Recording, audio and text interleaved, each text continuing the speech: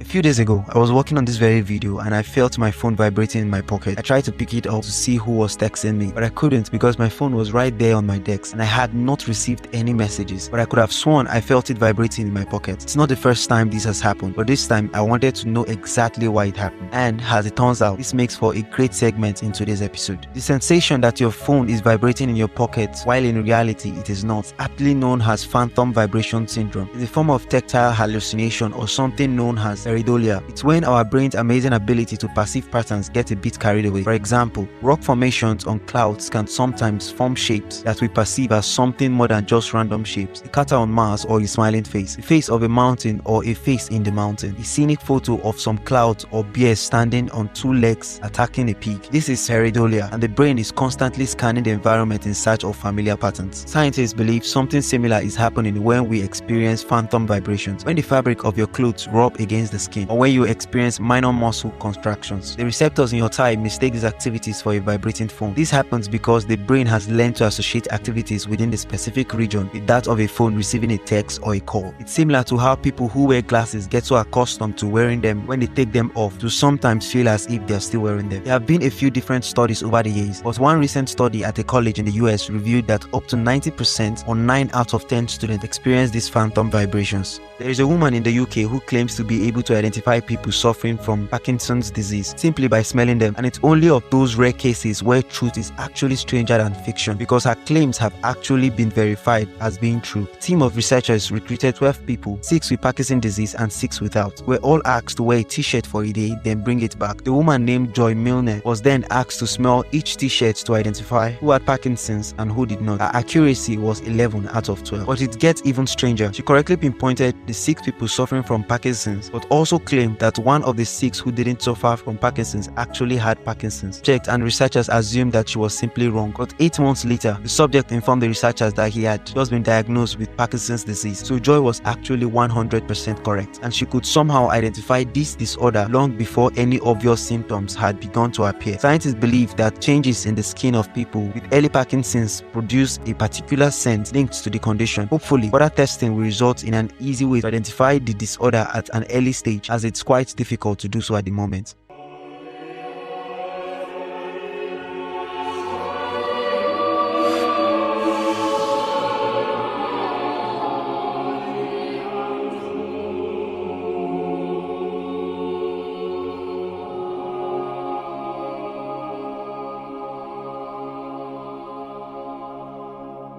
The piece you're listening to is titled Miserere mei Deus, and it's Latin for Have Mercy on Me, O God. It was composed by Italian composer Gregorio Allegri during the 1630s for exclusive use in the Sistine Chapel in Vatican City. It was forbidden to transcribe or perform this music anywhere else in the world, and doing so was punishable by excommunication. For about 150 years, the composition of this piece remained a closely guarded secret. During 1770, 14-year-old Wolfgang Mozart happened to be visiting Rome. On the 11th of April, he attended a performance at the Sistine Chapel and heard this piece for the very first time. Enchanted by the beautiful performance, Mozart returned home and almost perfectly transcribed the entire 15-minute long 9-part choral work from memory. That's 9 different melodic lines all at once for 15 minutes straight. He did return to the chapel a second time to make minor corrections, and a few months later, he gained fame for his near-flawless reproduction. But Mozart was never punished for producing this unauthorized copy. In fact, he was actually summoned by the Pope himself, who praised him for his feat of musical genius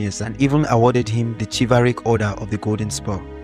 How many continents will you find on our planet? The answer is most commonly 7. North America, South America, Antarctica, Africa, Europe, Asia, and Australia. You could also say that there are 5 continents: America, Antarctica, Africa, Eurasia, and Australia. Both answers are correct, as a continent is not defined by any strict criteria but rather by convention. What was so extraordinary about New Year's Eve 1999? I actually want you to guess, so I'll take you a few seconds. If you guessed that we celebrated the beginning of a new millennium, then I'm afraid you are incorrect. The correct millennium, known simply as the 3rd millennium, actually began on the 1st of January 2001. That's because there was no year 0. Year 1 BC was immediately followed by year 1 AD. So because we count years from 1 instead of 0, we offset the entire system. This means the same is true for centuries and decades. At the height of the Cold War in 1962, US President John F. Kennedy decided to implement new security measures to prevent unauthorized launches and detonations of nuclear weapons. These security devices were known as Passive Action Link Controllers, or PAL for short, and they looked like something straight out of a James Bond movie. For about 15 years, these devices were believed to function correctly, but as it turns out, this was not the case. You see, the tragic Air Command saw this extra level of security more of a hindrance, because if the United States were to be attacked, they would only have moments to launch a counterattack. In their opinion, these PAL devices could potentially cost the lives of millions, as it could take crucial seconds or minutes to impute the correct code. So, without telling anyone, Strategic Air Command configured all locks on these PAL devices to 00000000. The missile launch checklist required you to confirm that the combination was a set of only zeros. So, for about 15 years, codes to access nuclear weapons in the United States were about as safe as the locks on your luggage. When most of us answer the phone, we tend to say hello.